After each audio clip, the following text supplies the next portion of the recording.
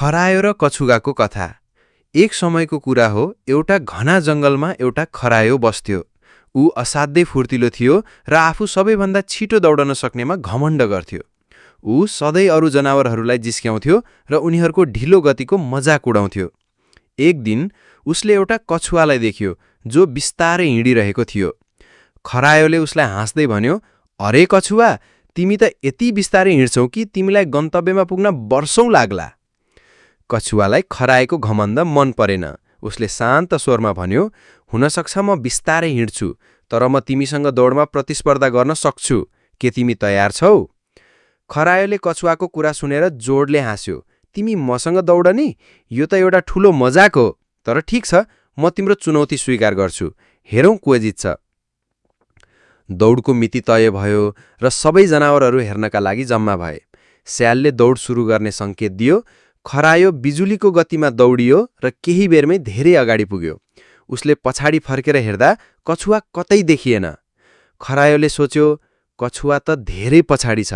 ऊ यहाँ पुग्न धेरै समय लाग्छ। किन न एकछिन आराम गरौं। यो सोचेर ऊ बाटोमा एउटा रुखमुनि सुत्यो। केही बेरमै उसलाई निन्द्रा लाग्यो र ऊ गहिरो निन्द्रामा पर्यो। यता कछुवा आफ्नो निर्धारित गतिमा बिस्तारै तर निरन्तर हिँडिरह्यो। उसले कतै रोकिएन, न त उसले आफ्नो गति बढायो। ऊ बस आफ्नो लक्ष्यमा केन्द्रित थियो। केही समयपछि कछुवा सुतिरहेको खरायो भएको ठाउँबाट अगाडि बढ्यो। खरायो सुतिरहेको थियो र उसलाई केही पत्तो भएन। कछुवा बिस्तारै बिस्तारै अगाडि बढ्दै गयो र अन्तिम रेखामा पुग्यो।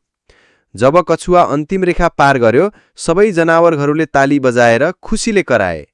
आवाज सुनेर खरायोको निन्द्रा खुल्यो। उसले आँखा मिच्दै उठ्यो र अगाडि हेर्दा कछुवालाई अन्तिम रेखा पार गरिरहेको देख्यो।